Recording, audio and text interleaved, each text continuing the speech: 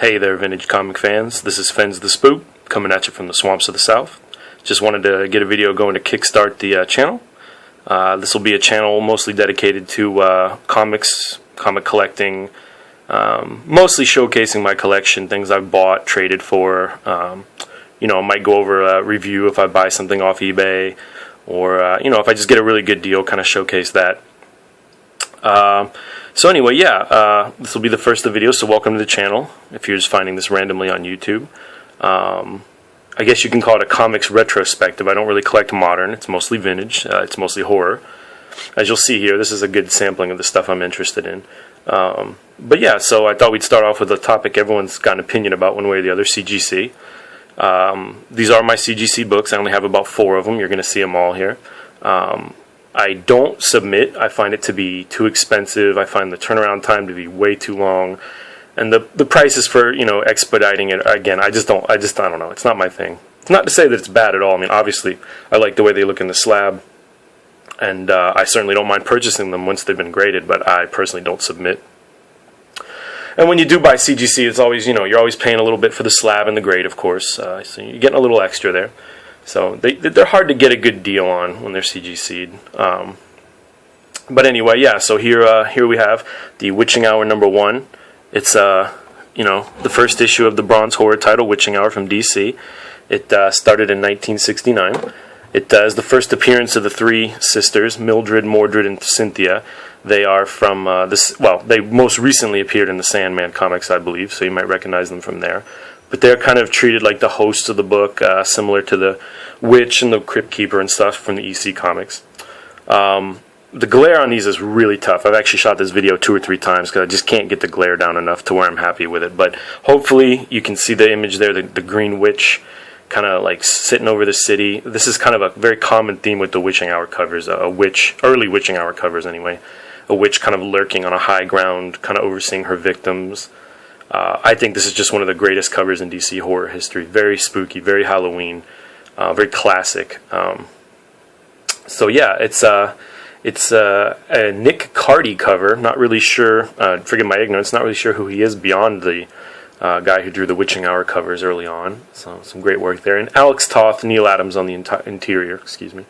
The interior is just a quick note. They're a little hit and miss. Alex Toth's stuff is very pop culture influenced from the times, the late 60s, early 70s. So there's a lot of real psychedelic looking panels. There's a lot of catchphrases from that time, especially the young witch Cynthia. She often uses phrases like groovy and far out, just almost ad nauseum, to the point where it's a little ridiculous. You can tell it was an older guy writing the words they're trying to jive in with the younger audience. So the interiors can be hit and miss with these. I find that to be true with most of the DC horror, actually. The interiors get worse as the covers get better, or vice versa. As the covers get worse, the interiors get better. Some of the best covers, unfortunately, cover some of the worst stories. But we'll talk about interiors another day. So this is 7.0. Like I said, fine, very fine.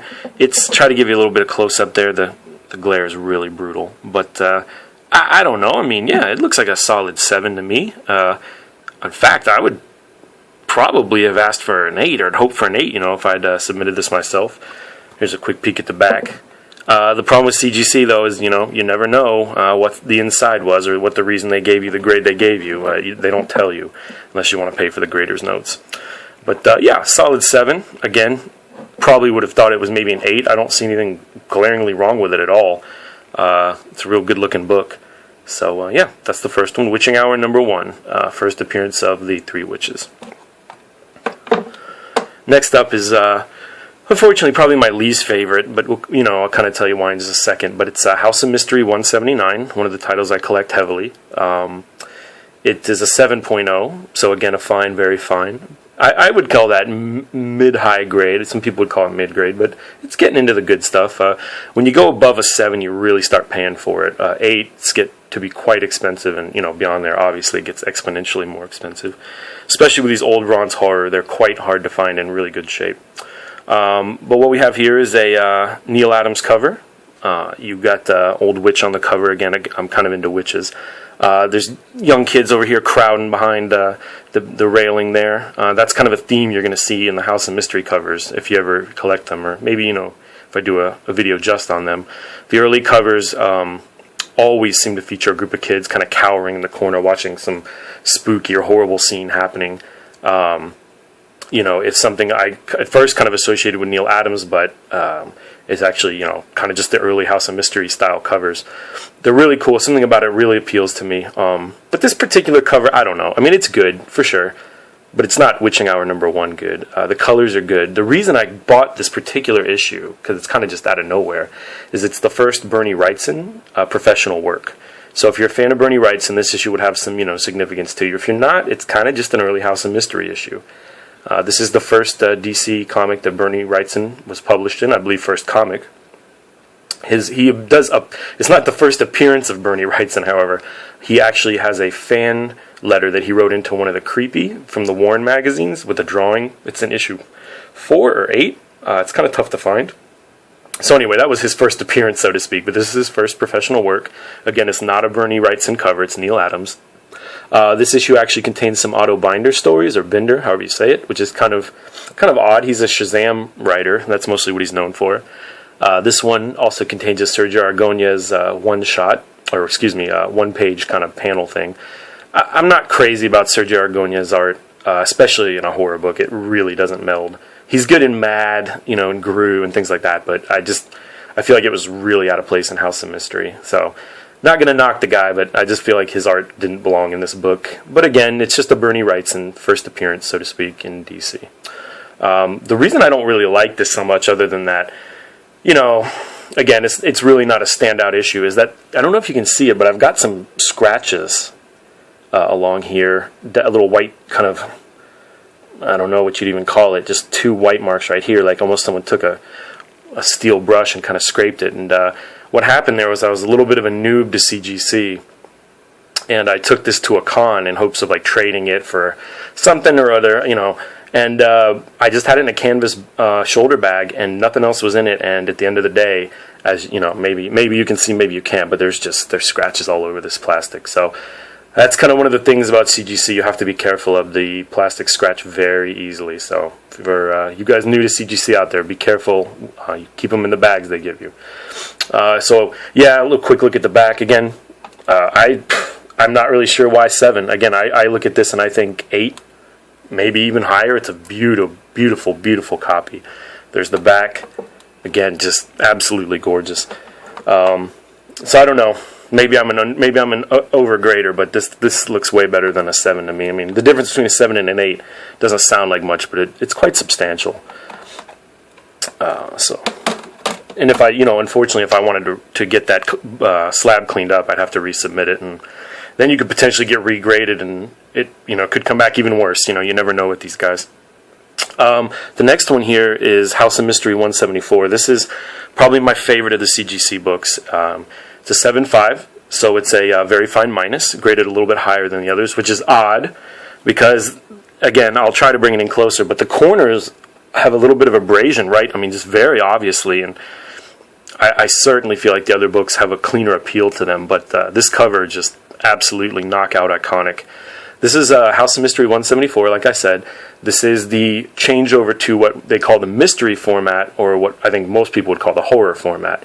Prior to this, the series starts in 1951, and it's it's a little bit of horror, a little bit of fantasy, a little bit of sci-fi, a little bit of adventure, just some goofy stuff, Dial H for Hero, stuff like that. So yeah, I mean it's an okay book until 174, and then just some kind of switch flips, and it becomes just, frankly, the greatest bronze horror ever produced, in my opinion. The covers, the font, the way this goes together is just absolutely beautiful. Again, you got the kids cowering down here, kind of like I mentioned earlier. You got the ghoul beckoning them in. I just can't say enough about this cover. The colors just are striking. The image is striking and unforgettable. It's not a Neil Adams cover. A lot of people think that it is. It's actually Joe Orlando. Joe Orlando is one of those guys who just appears in everything. He's in Creepy. He's in superhero stuff. He's in horror. He's just everywhere in the comics industry in the late 60s. Or the 60s in general. So yeah, anyway, House of Mystery 174. It is the first appearance of the House. It is not the first appearance of Cain and Abel, the caretakers. First appearance of Cain is actually the next issue, 175. And the first appearance of Abel, well, first brief appearance of Abel is in DC Special, or Super Special. And first full Abel is in House of Secrets 81. That's a book I don't have CGC'd. I do have it raw, but just CGC today. So again, this is probably my favorite CGC book, just because it was my first one. House of Mystery just holds a real special place in my heart. It's an absolutely, trying to give you a little bit of a close-up here. Again, the glare is just brutal. It's an absolutely beautiful book. Let me turn it around there. Don't peek. Nope, no peeking. And, cool little UFO ad there. Again, I just don't see why this is a 7.5 and those are 7s, but whatever. I mean, that's pretty insubstantial difference, I guess. And the last one, and probably the most well-known of my CGC books, is the House of Secrets number 92. This is the first Swamp Thing. Again, the glare is kind of bad, so I'm going to hold it up here a little bit. This is an 8.0. We'll discuss that in just a second. I'll also talk about what the green label means. If you notice, the other labels were blue, meaning just standard grade. This one has a green or qualified label. But, yeah, this is first appearance of Swamp Thing. As you can see, very recognizable, kind of, let me be careful with this, kind of the Swamp Thing snout that Bernie Wrightson likes to put on a lot of his characters. It's very common on his Frankensteins. If you've ever seen any of his Frankenstein stuff, same kind of face there. Its first appearance of the Swamp Thing, sort of. It's not Alec Holland per se, although the story is super similar. It's kind of the story of the Swamp Thing told in a very short couple of pages. He's not named. It's a very sad story, actually. So if you can get a copy of the Millennium Edition reprint, I would get your hands on it and take a read. It's a really, really different kind of story. I think it kind of set the tone for Wrightson. And Len Wein, of course, was involved in that as well. It's a gray tone cover. That's why it looks a little bit strange. I don't know exactly what gray tone means in the production sense, but they did it on a lot of war comics. This is the only gray tone horror that I know of that I have. I might have a couple other issues that I'm not aware of gray tone, but that's marked as gray tone. The bat, the colors, I mean, it's just, I don't know, this is self-explanatory. This book's insane looking. It's just a great cover. Absolutely great. I had a really nasty copy of this for a long time. I kind of wish I'd kept so I could show you guys. It was just perhaps the ugliest comic I've ever owned, but now I've got this sweet beauty. So as far as the green label goes, again, you can see that CGC qualified. It's because it's signed. I don't know if you can see that real well, but that's signed. It's signed by Bernie Wrightson, a gentleman I know and trust. Got it signed at Charlotte Con, which is a haunt of Bernie Wrightson, so to speak. And he, submitted it a couple years after he got it signed, unfortunately, so no signature series grade there, but it is legitimate. I'm kind of a Bernie Wrightson enthusiast. The signature's real. I have a couple other things signed. I met him last year, actually. But, yeah, it's just a killer book. Pretty expensive. I don't really collect for value. I'll show you the back here. I don't collect for value, and I don't intend on selling this. I've had offers, and they were fair, and I just have no interest in selling this book, or any of my books, frankly. So yeah, but just a real quick note before we go, because I'm almost done here. This book has a real glaring problem, I think. Let me see if I can get it on the camera. You can probably see it right by my thumb, that little white chip. I don't know how this book got an 8.0. If I have a book that's a 7, it's this one. If I have a book that's an 8, it's that Witching Hour. So you're seeing a little bit of the subjectivity here with CGC. I suspect that because this book is considered a pretty big key, or was anyway, I don't know how popular Swamp Thing is anymore, I think they went a little easy on it, but this book has certainly got more obvious problems, again, being right here, than the Witching Hour did. But, hey, I'll take the 8.0 on the expensive book, right? So that's it, guys. I appreciate your time. Thanks for checking the video out. If you found it randomly on YouTube, thanks for sticking with me. Comment, like, subscribe, favorite, whatever. I'll be doing more videos, whether you want them or not. So just let me know if you want to see anything particular, any particular issues you want me to showcase. I do have some superhero stuff. I'll be showcasing those keys shortly. But, yeah, thanks for checking me out, and have a great one.